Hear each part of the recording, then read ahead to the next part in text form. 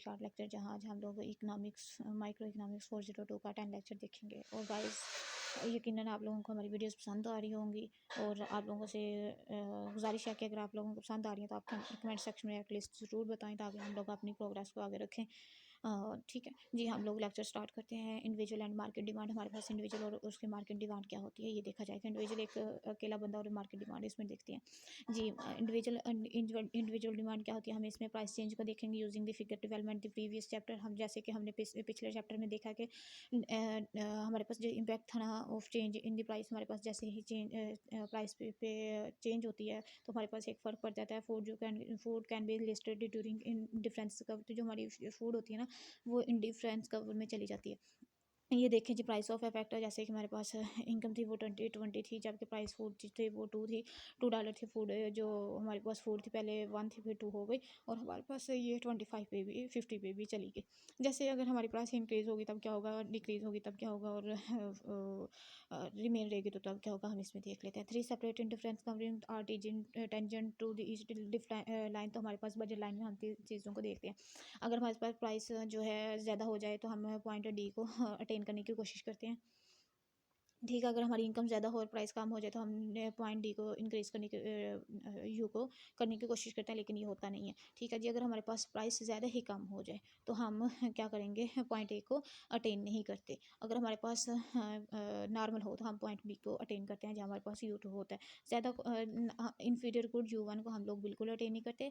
You to को हम लोग अटेन करते हैं, और यू थ्री को हम कोशिश करते हैं, जो कि अटेन नहीं हो पाती। ठीक है जी। Effect of price change. हमारे पास इफेक्ट ऑफ प्राइस चेंज अगर हमारे पास हो तो क्या होता है, प्राइस कंजम्पशन जो होती है कवर होती है ना, ये ट्रेस हो जाती है। ये यूटिलिटी मैक्सिमाइज जो होती है ना मार्केट बास्केट की, उसको में जो फूड होती है उसकी प्राइस को चेंज करती जाती है। जैसे कि हमारे पास पहले 4 थी, 10 थी और $20 थी। ऐसे ही हमारे पास देखें 4 थी और यहाँ 6 हो गया। अगर हमने 12 किया तो 4 आ गया, और ठीक है अगर हमने यहाँ क्लोथिंग के 5 लिए और फूड के 20 लिए तो ये हमने क्या किया। इसमें भी यही बताया जा रहा है कि एक अगर हम अटेन करें तो हमें फूड जो है वो छोड़नी पड़ेगी। अगर बी को अटेन करें तो हम लोगों ने क्वांट बी को करेंगे। अगर ये देखें हम इस पॉइंट में देखें तो हमारी तीनों जो है पॉइंट्स हैं ए बी और सी, इस ये आपस में मिलाएं तो हमारे पास एक बेंडिंग कर्व आ जाता है। ठीक है, ये हमारे पास यूटिलिटी के आ जाता है, जहाँ हम एक चीज़ को अटेन कर रहे हैं, दूसरे को छोड़ रहे हैं और तीसरी को अटेन करने की कोशिश करते हैं लेकिन कर नहीं पा रहे हैं।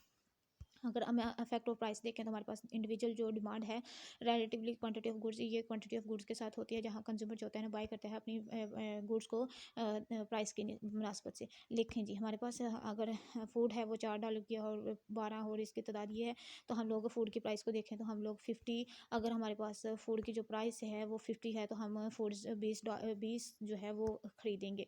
अगर वो 1 पे चली गई तो हम 12 खरीदेंगे। अगर उसकी प्राइस 2 पे चली गई तो हम 4 यूनिट्स खरीदेंगे। ये है इस डिमांड का भी ये है कि जितनी प्राइस कम होगी क्वांटिटी उतनी ही ज़्यादा खरीदी जाएगी। अच्छा जी, हमारे पास इंपॉर्टेंट प्रॉपर्टीज़ आ जाती हैं डिमांड कर्व की, तो वो हम देखते हैं कि जो लेवल ऑफ यूटिलिटी होते हैं ना, ये अटेन करते हैं चेंजेस में अटेन करवाया जाता है। इसमें बताया जाता है कि ये लॉन्ग कर्व के साथ मूव करते हैं। अगर हम देखें तो हमारे पास जो हर पॉइंट होता है ना, सेकंड पॉइंट देखें तो हमारे पास जो डिमांड कर्व का पॉइंट होता है ना, कंज्यूमर जो होता है ना, इसमें मैक्सिमाइज यूटिलिटी होती है, जिसमें वो सेटिस्फैक्शन जो कंडीशन होती है ना महाराज की, ठीक है, उसको हम लोग फूड और क्लोथिंग में हम देखते हैं, जिसमें हमारे पास एक रेशो होती है डिमांड ऑफ फूड की, जिसमें प्राइस और क्लोथिंग की रेशो आ जाती है। ठीक है जी, अगर हम देखें तो हमारे पास प्राइस व्हेन प्राइस फॉल, अगर हमारे पास प्राइस जो है ना वो गिरेगी तो हमारे के पास क्या होगी, MRSB गिरेगी, क्योंकि ये एक दूसरे के डायरेक्टली प्रोपोर्शनल है।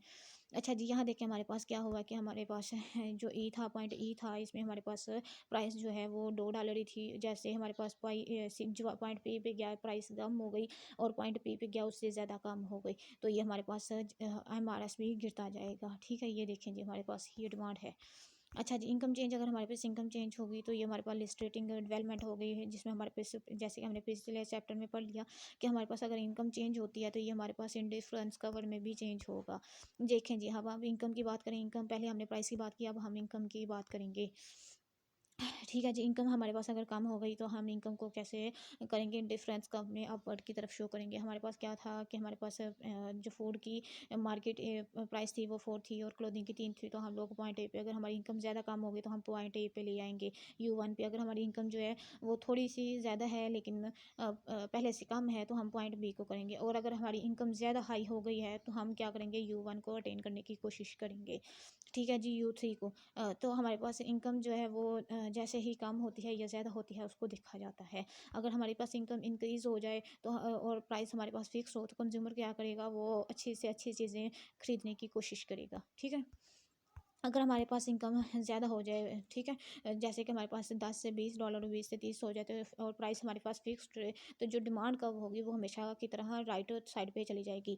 जैसे कि ये देखिए हमारे पास ये डिमांड 1 है और डिमांड 2 है और डिमांड 3 है। जैसे कि आपकी प्राइस आपकी इनकम ज़्यादा होती गई है तो आपने क्या किया, चीज़ें भी ज़्यादा खरीदनी शुरू कर दी। ठीक है जी। अगर हम इनकम के कंजम्पशन को देखें तो जो हमारे पास कर्व था वो ट्रेस किया जा रहा था, इसमें हमारे जो यूटिलिटी है, कम्बिनेशन है फूड का, ठीक है, और क्लोथिंग का, ये हमारे पास एवरी लेवल हमारे पास मैक्सिमाइज लेवल दे रहा है, जिसमें हमारे पास जो कवर है इनकम का बजट है वो हमारे पास राइट साइड पे क्या कर रहा है, शिफ्ट कर रहा है।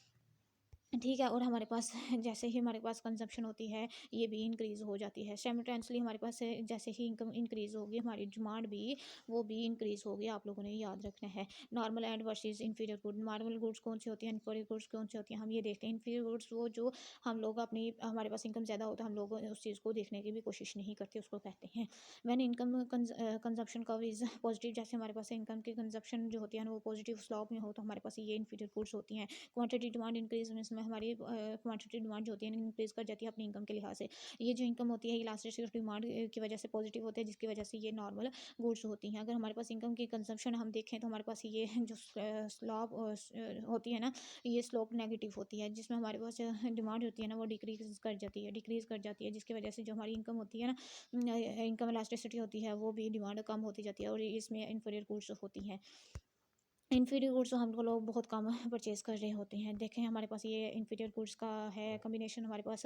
तो हमारे पास बहुत लाइक हमारे पास टी है और कॉफ़ी है और हमारी जो गुड्स हैं ये नॉर्मल है, ए और बी के दरमियान हम लोग इनको खरीद रहे हैं तो ये हमारे पास नॉर्मल गुड्स हैं। अगर हम बी और सी में देखें, लेकिन जो बी है ना हमारे पास टी है वो इन्फीरियर हो जाती है और हमारी जो इनकम है वो इंक्रीज़ कर जाती है, तो हम बी और सी के दरमियान खरीदना शुरू कर देंगे, हम टी को छोड़ देंगे। देखें इन ए हमारे लिए इन्फीरियर बन गया और बी हमारे लिए नॉर्मल हो गया और सी हमने हाई स्टैंडर्ड पे करना शुरू कर दिया। ये हमारे पास इन्फीरियर गुड्स की एग्जांपल है। अगर हम एंगल कवर देखें तो हमारे पास क्या होगा, एंजल हमारे पास कर्व जो है हमारे पास ये क्वांटिटी ऑफ गुड्स के साथ रिलेट करता है।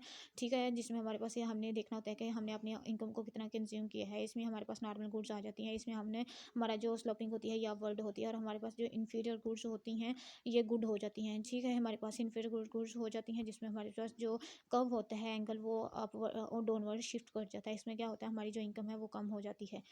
ठीक है जी, ये देखिए हमारे पास एंगल कर्व जो है ये अपवर्ड होता है नॉर्मल में ये अपवर्ड होता है। अगर हमारे पास इन्वर्टेड में देखें तो हम लोग ये हो जाता है, ये बेंडिंग कर जाता है, जो मतलब हमारी कंडीशंस हैं हम लोग कम चीज़ें खरीदना शुरू कर देते हैं इन्फीरियर की वजह से, जिसकी वजह से ये चीज़ें बेंडिंग हो जाती है। अगर हम कंजम्पशन में हमारे पास एक्सपेंडिचर देखें, हमारे पास यूएसए में तो ये इनका क्या था, लेस देन ये 10,000 के से कम था और हमारे पास इन्होंने एक ये इंटरटेनमेंट बजट दिया हुआ है जो कि आप लोगों को बिल्कुल भी उसमें ना तो न्यूमेरिकल बेस में आएगा ना ही आप लोगों को एमसीक्यूज बेसिस आएगा। सो इसको हम रहने ही दें तो बेहतर है, लेकिन अगर आप लोग कहें तो हम लोग इनको आपको बता देंगे, ठीक है, किसी और लेक्चर में। अच्छा जी, हम सब्सिट्यूट और कम्प्लीमेंट्री गुड्स को देखा तो सब्सिट्यूट गुड्स कौन से होते हैं, कम्प्लीमेंट्री कौन से होती है। सब्सिट्यूट वो कि हम एक चीज़ खरीद लें और दूसरी को छोड़ दें, ये सब्सिट्यूट हो जाता है। और कम्प्लीमेंट्री ये कि अगर एक खरीदें तो दूसरी लाजम है, जैसे कि टूथपेस्ट है और उसके साथ ब्रश लाजम है, एक शूज़ है तो दूसरा शूज़ लाजम है। कम्प्लीमेंट सब्सिट्यूट में यह है कि चाय है तो कॉफ़ी ले लें, कॉफ़ी लेनी है तो चाय ले लें, एक चीज़ लेंगे। Two goods are the consider substitute if increase in price और one lead to the another increase in the quantity of demand of other अगर हमारे पास एक चीज़ की प्राइस इंक्रीज हो रही है तो हम दूसरी चीज़ की डिमांड को इंक्रीज कर देंगे। जैसे कि मूवी टिकट्स है, वीडियोस है, ये रेंट्स है तो हम इसमें कर देंगे। इफ़ प्राइस कंजप्शन कव्ड, इसमें जो प्राइस की कंजप्शन होती है ना वो डाउनवर्ड स्लैपिंग होती है और उसमें टू गुड्स जो होती है ना ये सब्सिट्यूट किया जाते हैं। अगर हम दो गुड्स को कंसिडर करेंगे ये कम्प्लीमेंट्री है, इंक्रीज इन वन प्राइस। अगर हमारे पास एक चीज़ की इंक्रीज की प्राइस कम ज़्यादा हो रही है तो हम क्या करेंगे, अपनी क्वांटिटी डिमांड ऑफ अदर को भी डिक्रीज कर देंगे। इसमें हमारे पास क्या होगा, गैसोलीन है और मोटर ऑयल है। अगर हमारे पास कंजप्शन जो होती है ये अपवर्ड स्लोपिंग में हो जाती है। इसमें क्या होता है कि टू गुड्स जो होती है ना ये कम्प्लीमेंट्री होती है और इनको हमें दोनों को लेना लाजम होता है। हमारे पास 2 गुड्स होती हैं ना, ये डिपेंड करती हैं। व्हेन चेंज इन प्राइस, अगर हमारे पास जो चेंज है ना एक गुड की वो चेंज होती है तो no effect in the other, तो हमारे पास दूसरी चीज़ पे कोई इफेक्ट नहीं होता। Quantity of demand of each other, तो ये हमारे पास जो क्वांटिटी डिमांड होती है ना ये सेम ही रहती है, ठीक है।